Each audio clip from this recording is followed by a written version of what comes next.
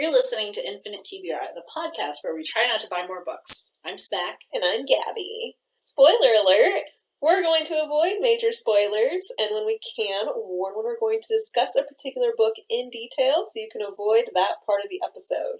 You can also check the show notes for time-stamped flags identifying potential spoilers.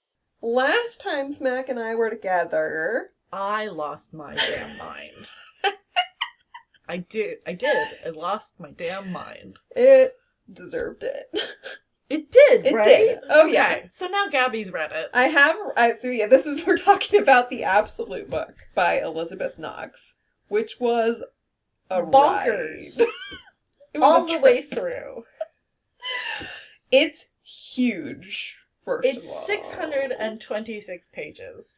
And it has been 2 months since I finished reading it, and I still know that. So we decided to peel, because this was such an insane book. So nuts. And so different. We thought it was worth peeling off that content. And since I had read it while I was editing, I pointed out that we could do a bonus episode about it. And so then we could just open it up. Set it aside. Mm-hmm. Into the weird category that it belongs. And go on an absolute rant. Yes. But since Smack did us the courtesy of ranting spoiler-free last time. Did I really? Yes. Holy cow, I'm good. I know, it's really funny the things you managed to drop without somehow spoiling. Okay, maybe I do need to listen to it. Well, I was just going to say, for now, we absolutely can. Because I believe that was spoiler-free, and we'll re-listen to make sure, but I was going to say I'm going to insert that content here, and then, once that part's over, now it is spoiler time. And we will just go for broke about anything we want to talk about. So at that point, enjoy. So here's Smack's bit. But The Absolute Book by Elizabeth Knox. Knox. Which is now on my Smack shelf. Yeah. It's a brick. It is a brick. It is an actual doorstopper. I had a paperback copy of Samuel Johnson's biographies when I was in college, and I used it to nail a nail in the wall. So I was in college and didn't have a hammer. Or sure. I couldn't find... Of course I had a hammer. My mother's handy. I couldn't find my hammer. Anyway. That's such a college kid thing to say anyway. It was a weird time. Mm-hmm, sure. So The Absolute Book is that size. It is less impressive as a paperback, but I got the hardcover, and that thing is 626 pages. And I could hurt somebody with it. I finished that one, and then I went to read a 470-page book that was hardcover, and it felt very light and reasonable. Which was very weird. And The Absolute Book. I can see you trying to decide how to describe. The first thing I'm going to start with is a term that I made up, but it makes sense. So, there's this thing called suburban lit. And by this thing called suburban lit, I mean I made up a term for this type of literature that is realistic fiction / literary fiction. And it's stuff that shows up in college classes a lot. It's stories where it's more than one person. It's a larger cast. It's usually a neighborhood, upper middle class to middle class. Most people are white. Most of them don't like their spouses or significant others. And some of them despise their children. And they're very dissatisfied in life. And I feel like it usually ends with them realizing that they are dissatisfied with life, but not enough to change anything. Bummer. The end. So that's what I call suburban lit. Sounds awful. It's not fun. I read one of those for a dialogue seminar in grad school, and the dialogue was it did its job. But it was... Anyway. In case you can't tell, I really dislike this subgenre that I have named. Can't guess why. The Absolute Book starts like suburban lit. And it's this woman named Taryn whose life has been defined by the fact that her older sister was killed when she was hit by a car, and then the driver got out and was going to assault her and then threw her sister in the trunk, and her sister died in the trunk before she could be assaulted. Which is like... And you didn't quit reading. I would have been like, not for me.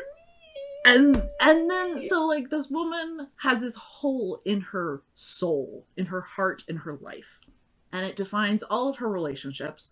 She, quote unquote, didn't mean to marry rich. Like, she's just a weird person. She followed this guy into an airport lounge and was like, yes, I'm his +1. And he let her be his +1. And then they got married. It turns out he's, like, helicopter off an island rich. Aren't those the only people they let into airport lounges? I have a friend who lounge hops. I don't know how she does it. Okay. She might just be special. Anyway. It doesn't seem as weird to me as maybe it was. But they get married, and she hasn't told him about her sister. And her father stands up to give a speech at her wedding and ends up telling the whole sordid tale of how her sister died. Why would you tell that story at a wedding? And then she and her husband go back to, like, their honeymoon suite or whatever. And he takes her face in his hands and he goes, who are you? And then they stay married for 7 years. But not forever. Spoiler. But before they get divorced and everything jumps forward 7 years, they go on this hunting trip because he's, like, ultra rich and trophy hunts. Like, yeah. So they go into the Rockies. I think they're English. Her father is an actor who's very clearly, like, he works in New Zealand. He is a lovable rogue character in a very popular long-running fantasy series in New Zealand. Like, wink, wink. Oh, I have to talk to Peter about, like, the next script or whatever. Like, through the whole book. Anyway. Okay. So, they're English. There's some time spent in New Zealand where, anyway, that's later. Okay. So, they go on this hunting trip, and she's one of 2 wives who shows up, but she doesn't really want to hang out with the other wife who was brought along to hang out with her. So, like, she goes up to this lodge at the top of the mountain, and all the men go out and hunt all day, and she hangs out and reads and writes a book. And sounds great. And then there's this one evening where their guide, the guys are out hunting or something, and she and the guide are sitting around the fire, and she tells this guy, who's called a mule skinner, and that's the term for someone who comes along and is a guide and then takes care of the, like, heads and stuff and skins all the bodies and makes sure all the trophies are really, like, attractive. Okay. So the mule skinner gets her whole sordid tale of her sister, and Taryn is so... She's never told her husband all of this. She's never unburdened herself to anyone. And so it's very clearly, like, they're connecting on an emotional level that she has not connected with another guy with. And so there's this whole, like, setup of, like, when they're leaving, the mule skinner talks to her and is like, what do you want? And she goes, I don't want to make a choice. And then her husband calls her over and he's like, he has a crush on you.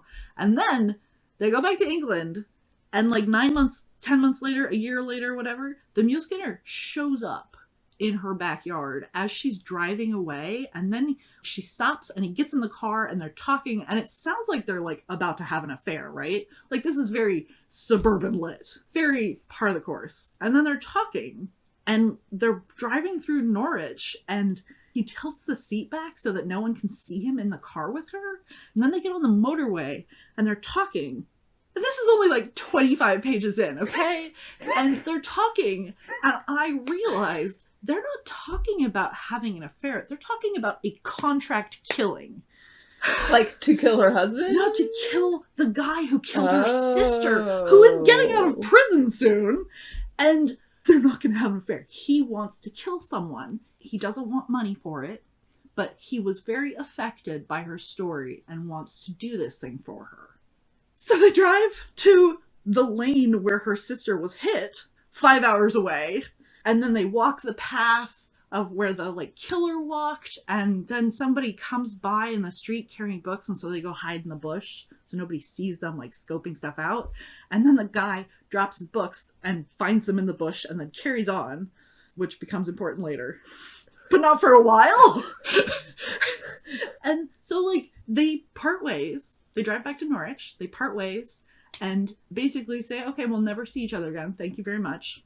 But this is how we get away with murder. And then it jumps. And suddenly she's in a hospital 7 years forward. She's divorced. She just finished this book and she's in the middle of like the press part of it, of a very well-released book about the 5, it's either 5 or 7 ills that befall libraries. Carelessness, fire, water, Right. that kind of thing.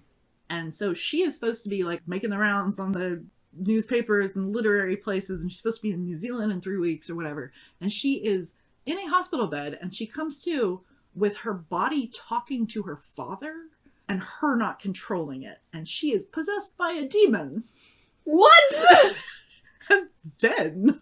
How far can you get into this without spoiling the... Like, this is like 40 pages into a 600-page book. Right. This book, it always gets wilder. And, like, she, like... I can't even function with this book. I've spent months talking about this book to anyone who will listen, because I just cannot handle how many genres it jumps. It goes from thriller to demonic possession, and then they end up in fairyland, and the ravens that accompany Odin from Norse mythology show up and start like sassing people. And then there's this stuff from Danish mythology that happens, and this book is so weird. It's so weird. And it's not like it's 6 different genres melded into one. It like genre hops back and forth. And I just can't handle it. I finished it. Yeah. It was also like this whole thing started because like I was trying to make room on my desk. This book has been sitting on my desk for a year and a half. And again, it's huge. It's huge. And I looked online. It had a really low star rating.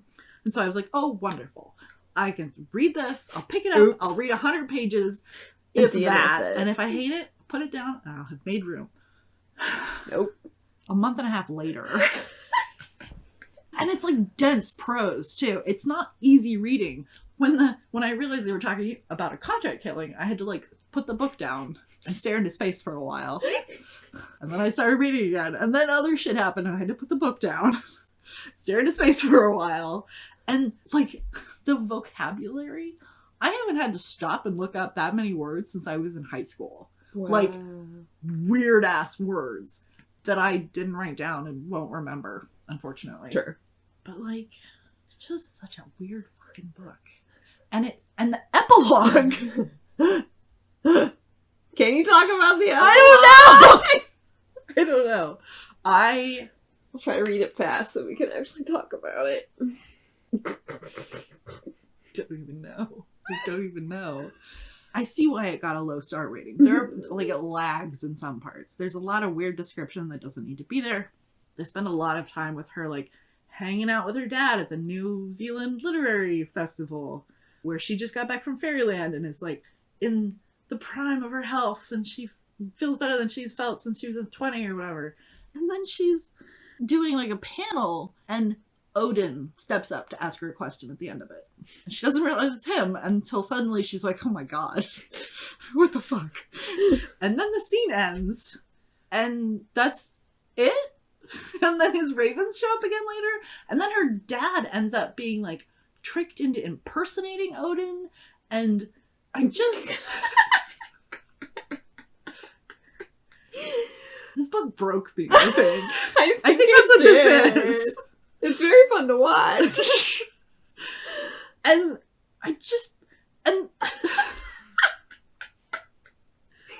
there's so much I can't say. There's a lot of flailing going on right now. Because, like, 1, spoilers, but 2, like, in order to spoil anything, you have to explain a lot. Right. And I texted you at one point, like, there's this saltwater crocodile that shows up after another, like, thriller-style interlude. The crocodile shows up on this beach on the east side of England, where saltwater crocodiles, I looked it up, are native to, like, Malaysia and Northern Australia or whatever. And there's no explanation for the crocodile for, like, 50 pages. Oh, there was, but there was eventually. But, Okay. like, you keep reading and you're waiting. It's always And after the everyone explanation else should have been. seems to understand the crocodile.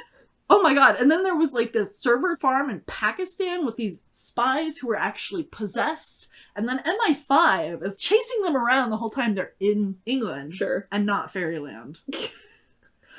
Obviously. I mean, like, you can't follow them into Fairyland because only the guy who dropped the books at the beginning has the magic gate stuff. Duh.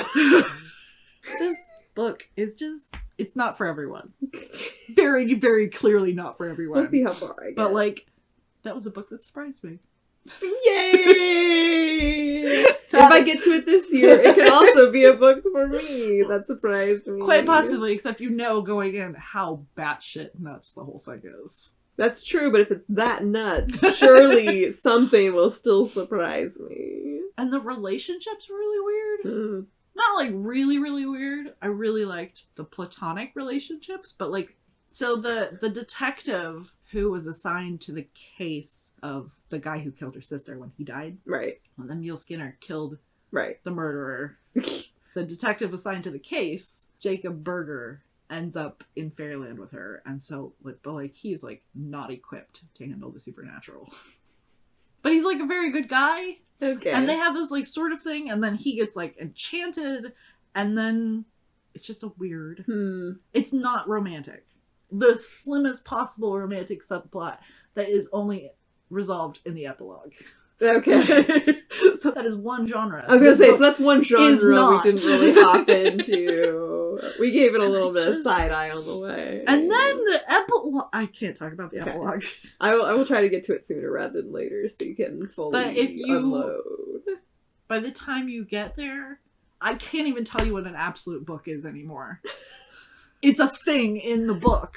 The absolute book. And it's like, the examples were like the Necrocomicon, which is a book that was invented by H.P. Lovecraft. And so it's these culturally important books that ... And like, I was talking to my writer friends about this book, and it all makes way more sense if you look at it from like the point of view of this is someone's first book and they wanted to do everything all at once. And they tried their best, and some of it didn't pay off. Did you see Everything Everywhere All at Once? I did not. We're gonna get to that. I told you I haven't seen that yet. But that was a long time ago now. You saw Glass Onion like twice since I one and a last half asked times. you One and a half that. times. Gabby, this is not her first book. This is her 11th book. Oh no. Everything that happened on purpose. Oh no. No. Is that a bad thing?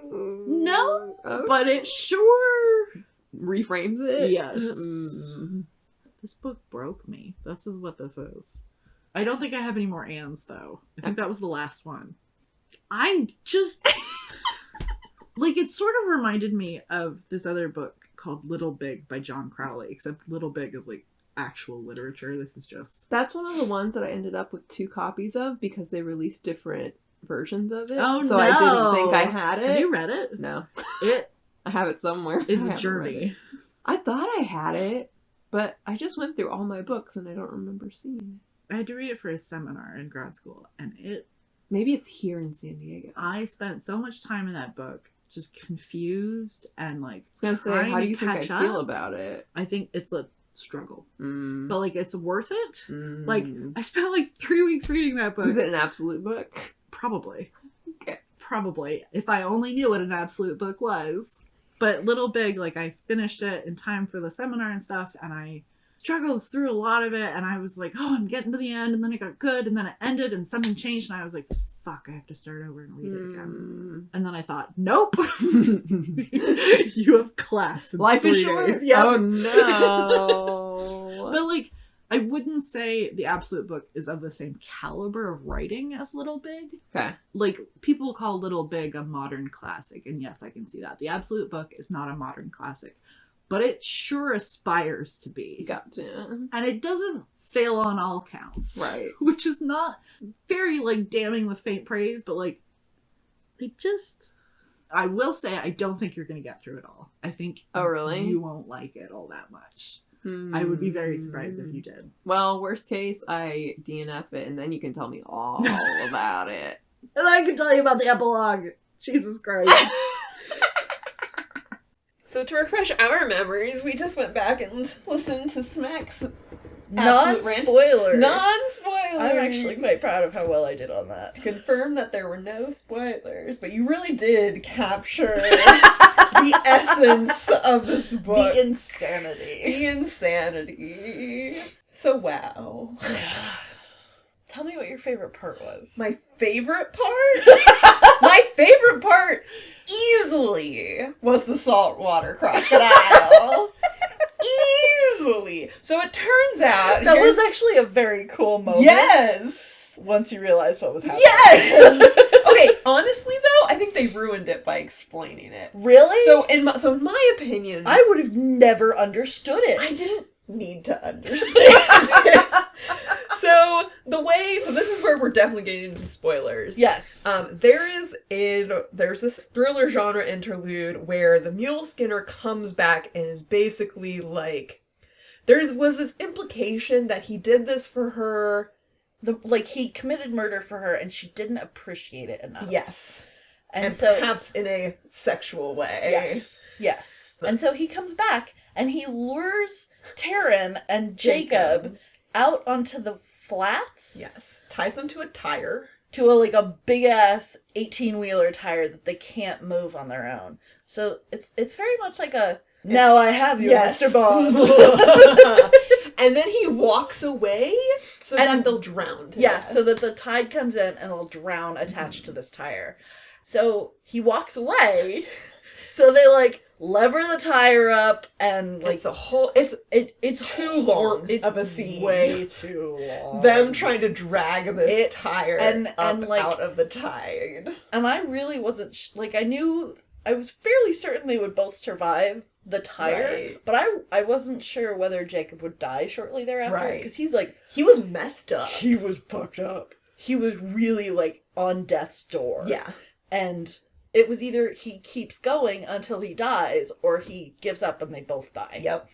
So he kept going. He kept going, and they get to this point where they finally see flagged down. A group of kids on a field trip.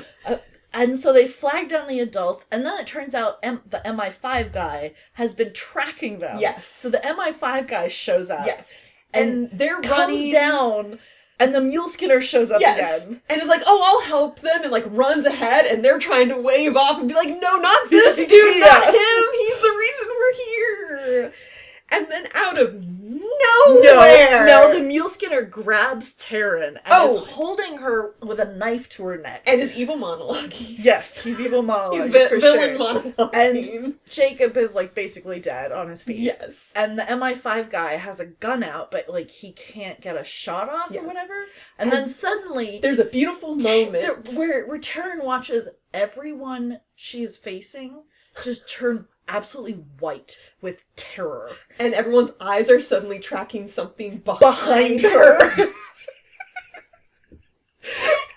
was so well done. That was really well done. So good. And then, so there's this moment, a long moment, where you don't know what's happening, and something grabs the mule skinner, drags them both underwater, and the mule skinner won't let go of Taryn.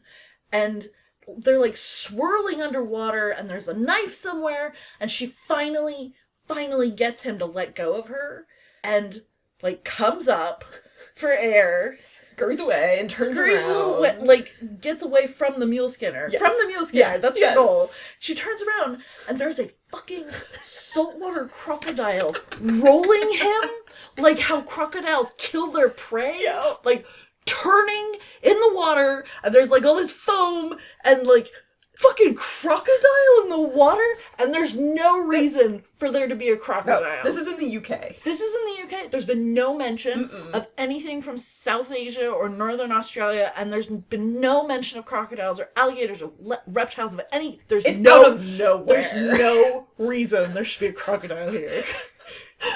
And the explanation for that doesn't come for another 50 pages. Yes.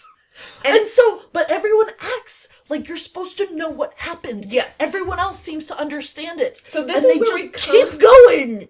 This is where we come to one of my primary problems with this book, which is that so much of the story is like that. Yeah. Where things are like so oblique and unsaid and unexplained, and you're just supposed to go with it. I couldn't understand if you were supposed to not understand, or if she Yeah. was hoping the reader would, like, get on the level, but there was no way for the reader to get on the level.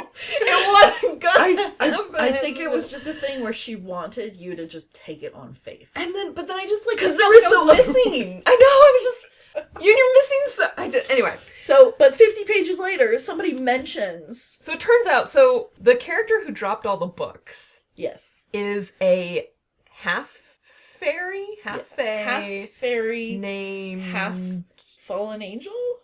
I'm pretty sure his dad is Lucifer. Oh, that's right. Yeah. That's right, yeah. And we will get into what the absolute book was. Oh, yes. In a moment. Yes. So, he has this spell on him. His name is Shift, right? Thank you. Yes, that's And name. so, he has this heavy-duty spell on him that makes him unremarkable and completely forgettable. Yes. Literally. Yes. But he... Which is also unclear for an unfortunately long time. really long time. But he can also change into anything. And that was also a cool part. Like, the fact that he is forgettable is such a cool component. know. The fact that that was not clearly explained much earlier was very frustrating. Yeah. Yeah. Because once you get it, you're like, oh, Poor Buddy. I know. And it plays into the political... They're fairy politics. Yeah, they're fairy politics. That have, like, very significant outcomes in both fairyland and Yes. our world that would be very different if anyone could remember Shift. Yep.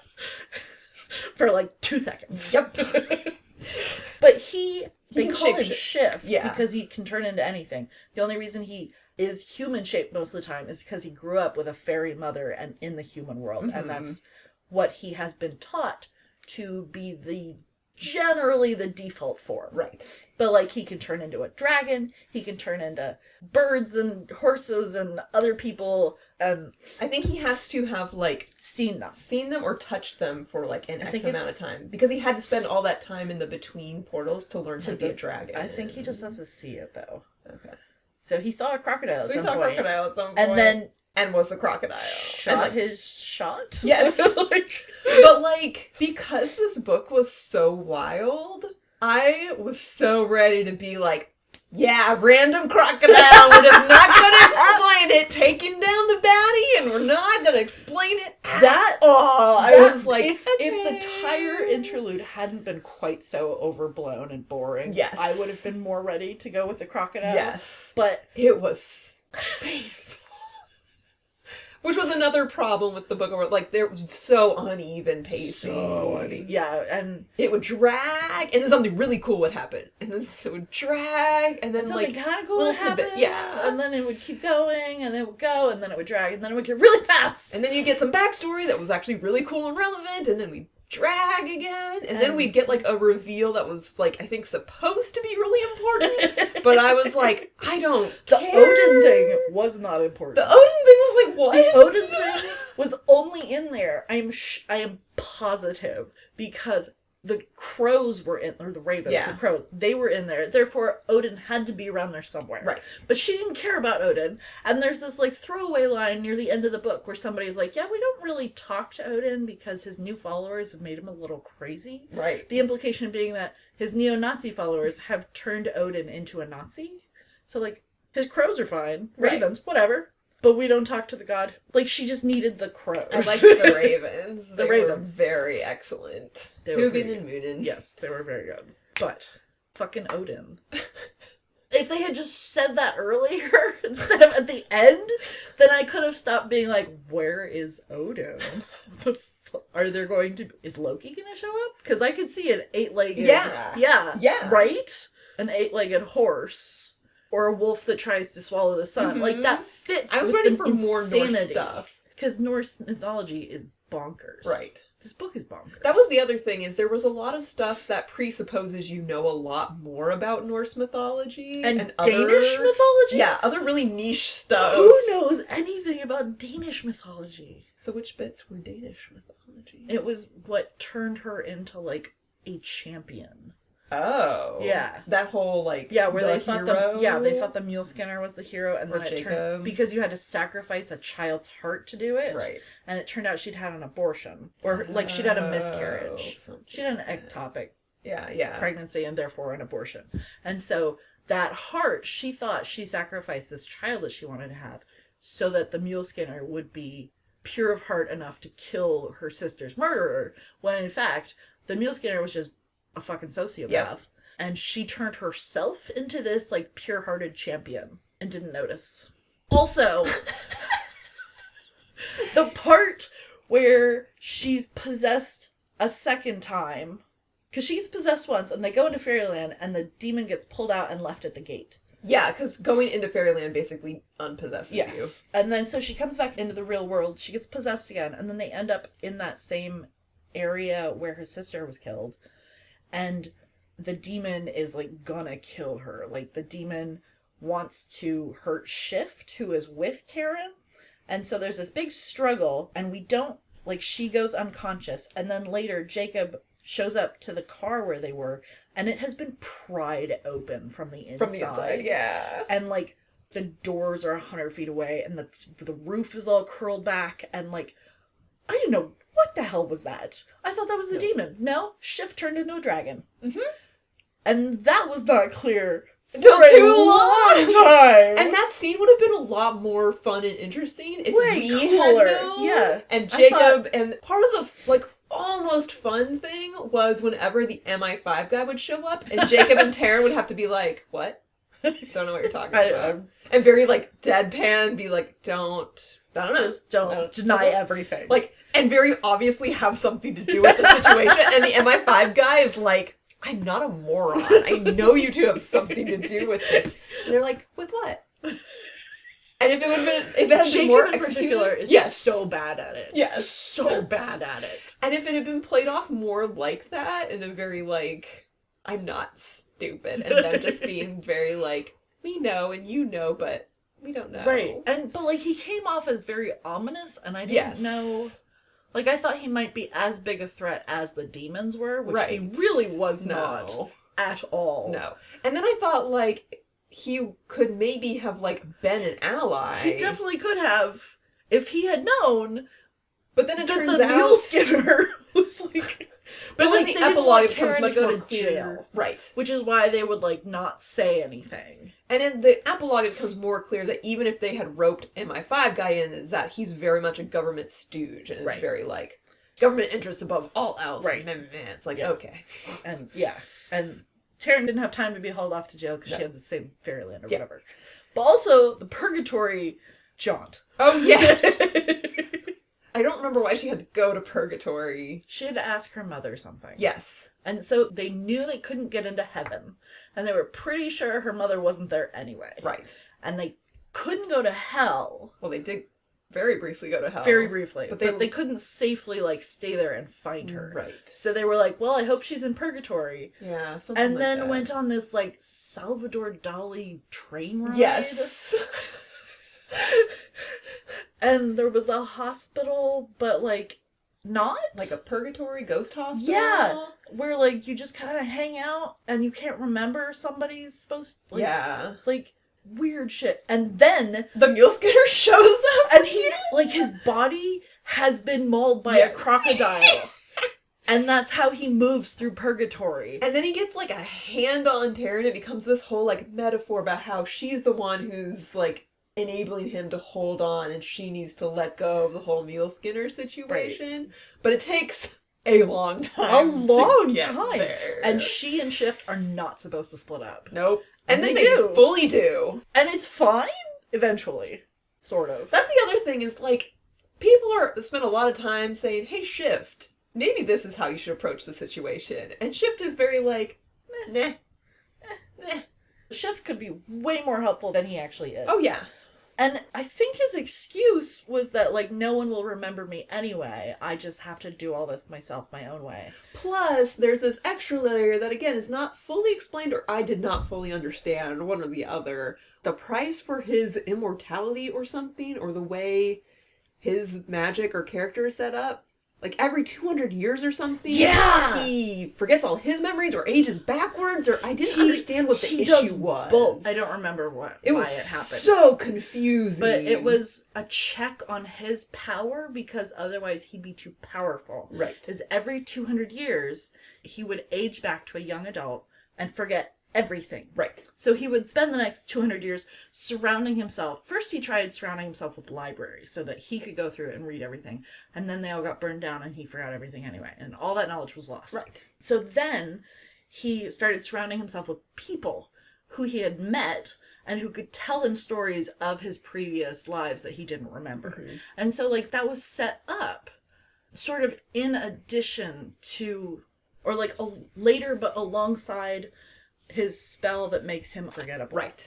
Because at some point, someone realized how powerful he would be if no one knew who he was. He could change into anything, including a dragon, and continued to amass knowledge for millennia or whatever. Because one of the first things he did, even before he lost his memory the first time, was he went to some well of knowledge that is part of Norse mythology. Mm-hmm. And he did it sort of like on a whim. Yeah. I want to know stuff. Yes. Therefore, let me undertake this impossible quest and succeed fairly easily. So, like, that's another fairy politics thing. Yeah. That's why that was a thing. Right. But, like... But it was very confusing and underexplained and... Because they wouldn't tell us yes! who his father was. Yes. Like, honestly, I didn't care for the most part. That's and then towards the end, I was like, wait a minute. So much of his character was, like, dropped as, like, side tidbits. Like, they were relatively unimportant. They should have been front-loaded. Yes. Like...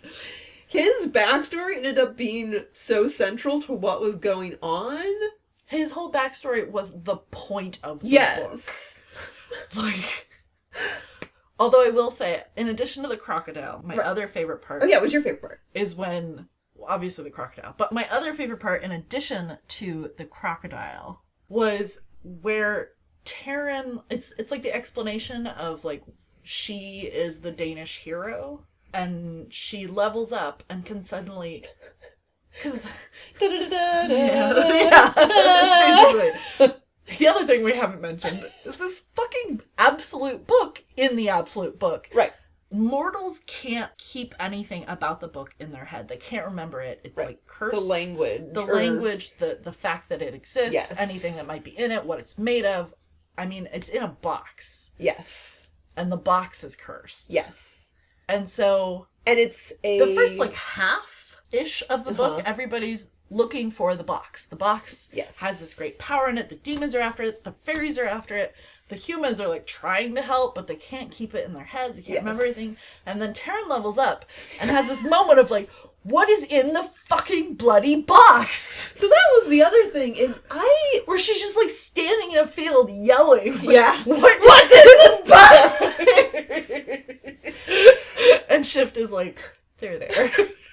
It was meant to be this, like, incredible reveal thing, but at the whole time, I was really confused because they all know that they're after the box, and they can talk about the box just fine. So it didn't seem important what was in the box, because they knew that that's what was important. They had to find the box, and that was what they're trying to figure out, is where the box was. And then I was really confused because... There were some, like, oblique references to the contents of the box. Yes. But they were sprinkled in so sparely that we, the reader, was supposed to be, like, on the level of the rest of the mortals, where we didn't understand. My thing was, we were tracking, like, she had mentioned this flashback where her grandfather had stored this Torah in the box. Mm-hmm. And then there's another flashback where they go to this island on the property and he buries it on that island. And so island. I spent the whole thing being like, that's where it is. Right, just and dig it up. She had the flashback, so she knew that the box is buried in the island. But then it turns out that wasn't where it was. Mm-hmm. Yeah. I don't remember where it actually ended up being, but I remember being like, but it was buried on the island! Where? How did it get? They did, at the end, they went and unburied whatever was on the island, but it wasn't, was it?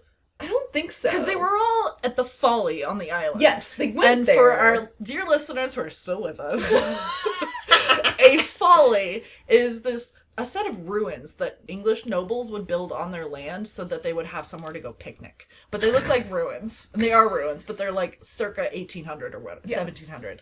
And so like at the end of the book, everybody trooped out onto a boat, paddled out to the island, got off the boat, and then opened the box. So it was the box. Because what was inside was finally revealed. Yes. And it ended up being basically Rosetta Stone translating the angel language. Yeah. So that the demons could get out of hell? They gave the demons... the way to break their chains or something. They gave the demons the book. Right. And then there was a letter that Shift's mother had written in the angel language and in fairy. And so that's the Rosetta Stone, and that's how they regained the angelic language. Also, it turns out, the fucking book. Actually, do you know what an absolute book is? Did you get clear on that? That's what it is. The absolute book is this primer that translates the language of command, which is the language of the angels, so that the angels can't control the demons anymore. Right, because the fallen angels in hell used the angelic language as a weapon to control the demons and make them slaves or whatever. And so the demons wanted to get out from under the fallen angels' thumbs and was therefore looking for the box / book. And so that's why they were chasing it and possessing people and like building server farms in Pakistan and capturing young frost giants. Did you catch that? The server farm had this like ultra cold and dense. So yet another weird Norse mythology thing where they kidnapped a frost giant and used him as like an air conditioner for a server, which is just amazing. Anyway, the book is where we finally find out Shift's parentage. His dad is Lucifer, basically, who wasn't all that bad. He was a poor little meow man. He was exactly. And so he and his mother and his father, he was very little, and they were all happy, and they were in like Wales or something, because it wasn't safe for Shift to be in fairyland. So he and his mother were hiding out in Wales, and Lucifer would come visit them, except for one time when the fallen angels followed Lucifer and killed him and ripped him into pieces and left him out there for his lover to find. And then it turns out Shift's mother, who apparently is quite the enchantress, skins what's left of Lucifer and uses his skin and his bones and his blood to create the absolute book. Because there are rules about like how the language of the angels can reside, basically. Yeah. And so it would have to be this ultra magical thing. Substrate. Yes.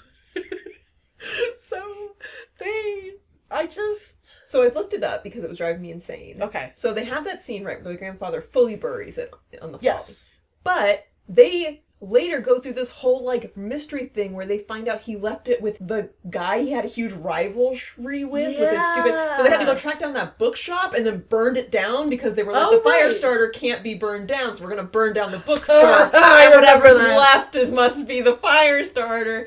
And so they find it that way, and I was like, well, what if he burned on the freaking island? And we never find out. We never did find out. I do remember that now. Yeah. Okay. Anyway, it drove me nuts, so I had to. Fucking book, man. Fucking book. I get it now. Oh, and so this whole the fairyland politics have to do with, like, every, 500 years? Yeah! Holy shit, so the fairies have this treaty with the demons. Yep. They were at war for a while, and then, I don't remember who won. Yeah. Basically, fairyland was the world of the demons, and the fairies came in and basically... From a different realm. From space or something. Aliens. They're like aliens.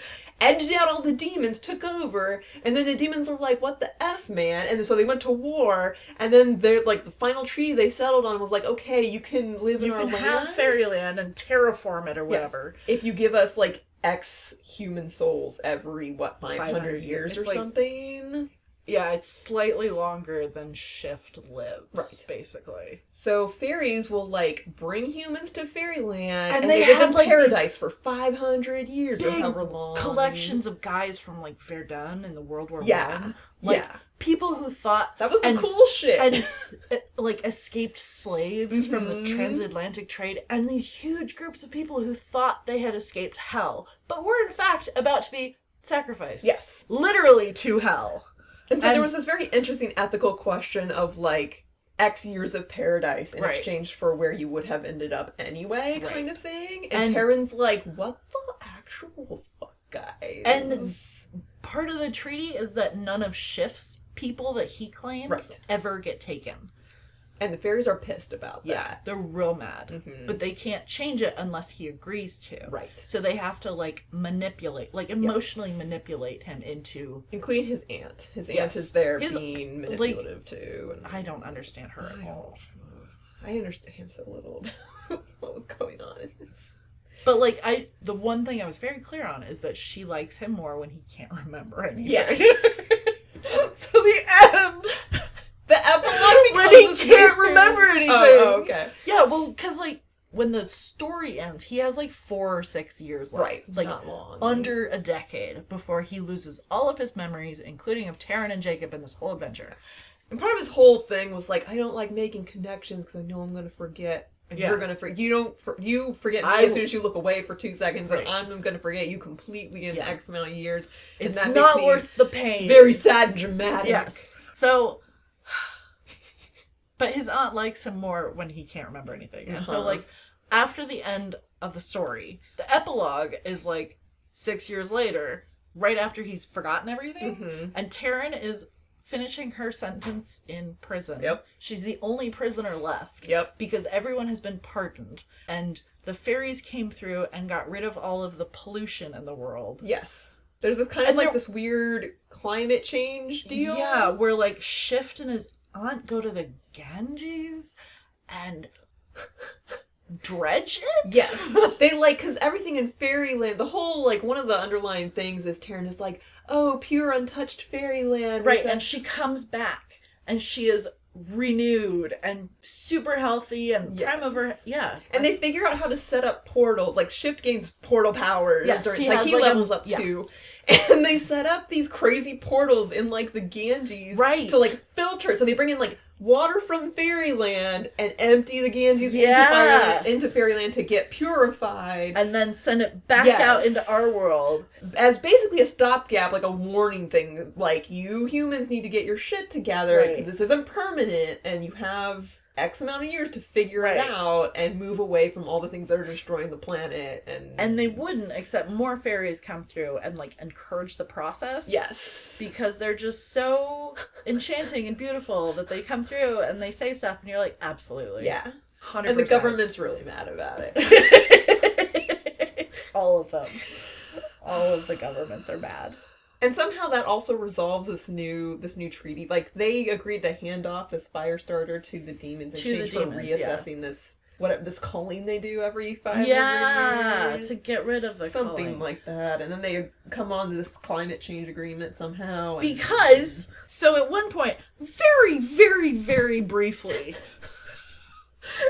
Shift and Taryn are talking about what the fairies could do for the human world. And why they wouldn't do it. And if Shift is aware of it, like, why wouldn't he help? Because he's the gate person. He goes back and forth all the time. And Taryn's whole thing throughout this book is, like, you guys have the power to help and you're choosing not to. And their whole thing is, like, humans are selfish and effing things up on their own. Like, we don't owe them anything. Yeah, which, fair enough. Wow, like... Okay. But, like, I don't even remember Jacob saying it. But at some point, Jacob is like... Because you have the ability to save humanity from itself, you should. Yeah. And at another point, Shift gets really sad about that. And he's like, you guys don't like me because I won't save humanity. And Taryn's like, you said you won't do it. That's, like, his whole thing is, like, why don't you like me? Yeah. And they're like... You don't want us to like you. You're working really hard to keep us really from hard. Liking you. And Shift is like sulk. Although, I mean, like, there's all this, so I know I've told you this before, but, like, I actually really like Taryn and Shift's relationship because it was just so fucking weird because she, like, she has that same thing where, like, if you look away for too long, you would forget he's there. So they're traveling together through, like, 3 or 4 different realms with this weird tension of, like, he has to look out for her And she has got to stick close, even though she can't always remember to do it. And they have this moment where she tells him she loves him, and he's like, you don't even remember me. And she was like, I remember the way you make me feel about the rest of the world. And that's why I love you. And he was like, oh, that's real. You spoke truth. Oh my God. Which was very sweet in the middle of a very boring interlude. So that was my thing about the relation. I did not enjoy the relationship. I know you did not. At all. And they had those very sweet moments where I was like, if this was the whole, I would have been 100% on board. But like, Taryn and Shift have this weird like, are we friends or not thing.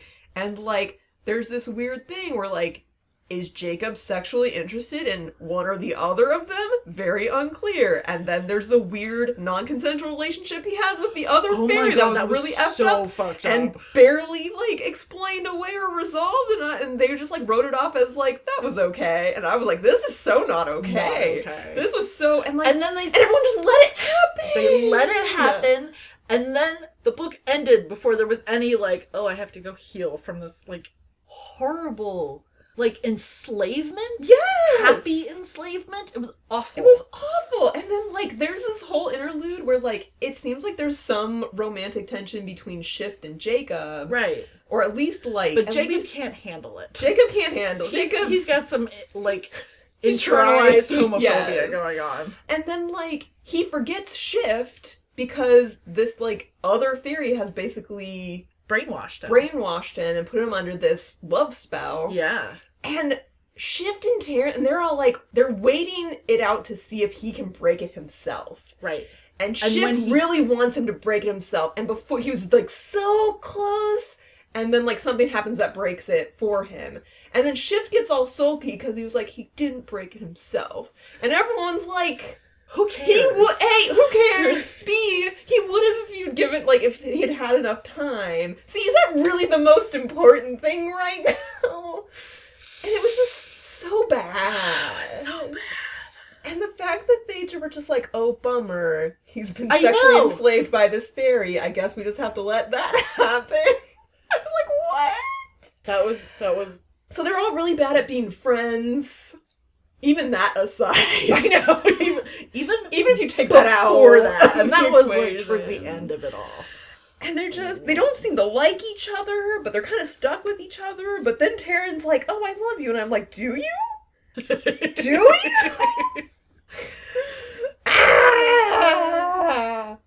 Okay, so I found this thing. I left one note to myself in all 626 pages. I assumed you had gone through and taken them all out after you read them. Just that one. Just that one. And it says, except maybe they can change it if they knew, which is when Shift is explaining to Taryn why the fairies aren't saving humanity. Or, like, telling humanity about themselves or anything. Right. And why the genocide happens. Right. You know, explain away the genocide. So Shift is talking about, like, his car ride with the MI5 agent before he turned into a crocodile. And she's like, why did you sit in a car with this guy for hours instead of, like, flying there as a dragon or something? And you could have been there to save us and Jacob wouldn't have almost died. And he says, I could have got there much faster as a dragon, but imagine the repercussions. There's no point in providing a spectacle. There's no point in changing people's minds or even their worldviews, but not having the means to change the world. That's just acting in bad faith. At which point I was like, if you change their minds, they can change the world themselves. Like, there's no need for you to save anyone if you will just let everyone else get their shit together. I know you too. It's very frustrating, isn't it? I know. My dog is in here responding to our frustration. And he's so distressed because we're very distressed. He just wants to make everything perfect. It will never be perfect in that book. Nope. No. He loves Gabi so much. He does. You're a good boy. I love you. Oh my god. Can we talk about the epilogue? Of course we can. Oh my god. We danced around it a little bit. We did. She's in prison. MI5 guy is right. like, the government. She spends the whole reason they can't turn to the MI5 guy and get any help from him is because he'll throw Taryn in prison before they can like complete their mission. Right. And Taryn for murdering the original dude. For contract killing. Remember the part way back at the beginning when the mule skinner killed the dude who killed her sister? Yeah. That. Yes. So, and originally Jacob wants to throw her in prison for that as well. Right. And then he goes to Fairyland and he's like, okay, it's a little more complicated. Going on. Got tabled that one. They don't want to tell the MI5 agent because they are convinced, and probably, frankly, rightly, that if they tell him straight up that yes, she ordered the contract killing, right, he'll arrest her, and before she can do any of like quest stuff, right. And like, how do you explain the quest stuff without sounding like an absolute lunatic? Yes, and she also really does not want to go to jail. That's just sure. She just doesn't want to go to jail. And so, like, her accepting her prison sentence between the end of the book and the epilogue. The epilogue starts with this renewed world where there are trees everywhere, and Taryn's the only one in prison, and there's a guard who hangs out because, like, she's still getting paid to do it, but, like, there's no need because Taryn would never escape, and everyone else is gone. So Taryn's sitting there, like, crocheting and waiting for a letter from Jacob, and sad because Shift hasn't visited her in 2 years because he forgot about her. Right. And then she gets a visitor, and they go down to the prison visitor section, and Shift is there. And Shift's whole thing when he forgets is that when he sees someone he knew in a past life, he remembers how they made him feel. Right. So there was a whole thing with, like, an ex-wife or something where he'd remember, like, being married to them, but wouldn't remember, like, the fact that they're not together. So guilty that he just avoided her for, like, 800 years or something. So things like that. Yeah. So he sees Taryn, and that was another sweet moment I liked, where he doesn't remember her, but he was like, I remember being really worried about you. Yeah. Which was like, oh, I couldn't tell, but that's nice. You are inscrutable and you don't communicate your feelings, like... That's the part that surprised me. That Shift cared. Yeah, that was a nice little surprise in the epilogue. Oh my god. It just... And the government was, like, dissolving while she was in prison, and she was, like, getting updates on the news. Yeah, like, there's a developing utopia in the world now. Like, a very simplistic utopia that left me with way more questions than I would have had if there had been no epilogue. Yep. And it shifts gears so fast. Yes. It goes from, like our world, but plus all the quest shit, and then suddenly it's this weird, like... It made me think of, like, the weird enslavement that they'd done to Jacob. Except, like, it had been our whole world where, like, they laid their influence over it for better or worse. Like, they're just happened to be better. Yeah. Yeah. Like what they did with the fucking demon area. Like, that's what they're... Yeah. Honestly, yeah. But this time it's good. It was good last time, too, because they're fairies. Yep, because they're fairies do no wrong. Demons. Exactly. Also, that part with his grandmother, who... isn't dead? Oh, right!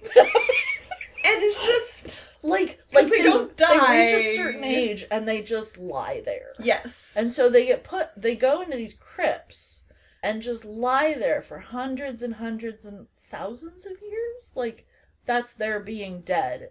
So at one point he goes in to his grandmother's crypt and tells Taryn, stand here and don't make any noise. And he goes up and he's like, Grandma, I need some help with this one very specific thing. Instead of asking her about all the other things that they needed help with. And, like, she said something very... I was really confused about that whole thing. Because she said there was something about Neve's child, or... Neve is the aunt, right? Neve is the aunt. Yeah. There's something about the child, or, like, there's another child, or there's a changeling thing, or... Oh, right. And it was, like, somehow a big shock. And then he was like, bah! And he, like, you know, Star Wars yells about it. And I was like, I don't understand. Like, but it's so unclear what the issue was. Yeah. And then they have to go talk to Neve about it. But there's, like, again, there's Neve so much can't else. Be trusted. No. And there's so many other things we could be talking about that specific person his grandmother about who would know everything. She's the last real gatekeeper. She can create Yes. gates instead of just going through them like he can. These are the portals. Through the realms. Yes. I'm so glad this book broke you too. I'm so glad. My father would eat this shit up. He would love this. And he would be so sad that I didn't love it.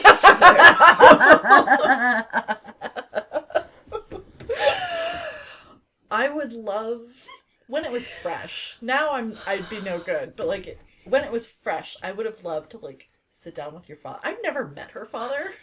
You haven't? I don't think so. Ooh, To sit down and be like, tell me your opinions on this batshit book. if he would ever read it, this is one that I would probably get him for a birthday or Christmas, and Get then him it the would sit on paperback. his shelf for a bazillion Or you years. could get him the hardback, and then it would stand out. Yes. It'd be really hard to miss. Oh my god, it's just such a weird... weird... I'm really glad I had someone else go on this journey with me. Yay! 'Cause It is one that needs to be done with a friend. Can you imagine? I mean, you kind of lived with this by yourself For months! If I had started this book on my own and had no one to like compare notes with, I would have DNF'd it. Oh yeah. Like way at the beginning. I'm still surprised you got all the way through it. I- Even if you were doing it for me, for this episode. But like... I knew I could talk to you about it. Yes. And B, finally, like, halfway through, the relationships were, like, I was just so, like, this, I finally came to terms with the fact that the relationships weren't going to be what I wanted them to be. And, like, there were going to be passages that I didn't understand. And so I got the audiobook. Okay. And I jacked up the reading speed. Did you do 2.0? I didn't do 2.0, Okay. but I, like, did one, like, at least one step more than I usually do. Right. And I let it play in the car, and I accepted that they'd say things and I wouldn't get it, but that's how I'd feel actually reading it. And I started, like, speed reading the rest of it. You did get through it way faster Yeah. than I did. Once I accepted that I, like, simply wasn't going to understand every paragraph, it was a relief. Trying. I tried for You knew you didn't have to, though. I pretty much got to the crocodile. I got to the crocodile, You're and like, I was, I've topped out. This is the best it's gonna get, and now we're just gonna burn through the rest. Yeah, that's fair. That's fair. That was... I mean, like, yes, I did it on my own, but also I dragged everyone around me into it. And now we've dragged you too, Yes.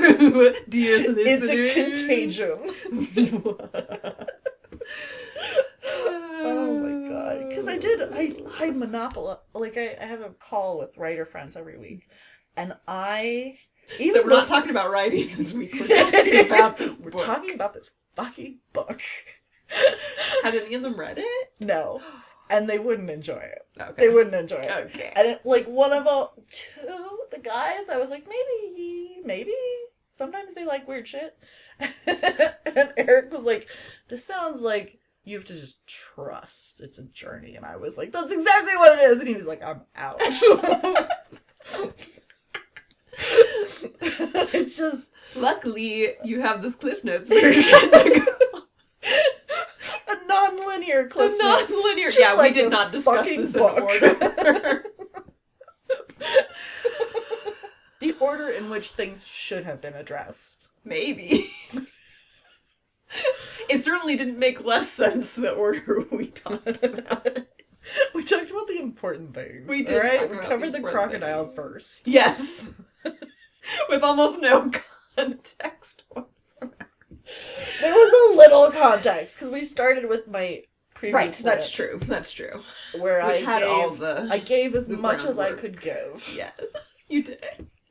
You put your heart and soul into it without Oh my spoiling. god. Okay, so that's So? the absolute book. And our absolute rant. Yes. So here's hoping you don't have to Here's read it hoping- unless you really want to. Here's hoping someone out there finds it, reads it, and enjoys Loves it. Yeah. Good for you. Somebody out there will love this book. This one is for my future father. This has been another episode of Infinite TBR. You can find us on our Twitter at Infinite TBR. And we are individually on Twitter as @WhatSmackSaid and @Gabalodon, which is like Megalodon, but Gab in the front of it. And you can find all our show notes at infinitetbr.com. If you have book recommendations for us or questions you want answered during the podcast, feel free to email us at itbrshelf@gmail.com.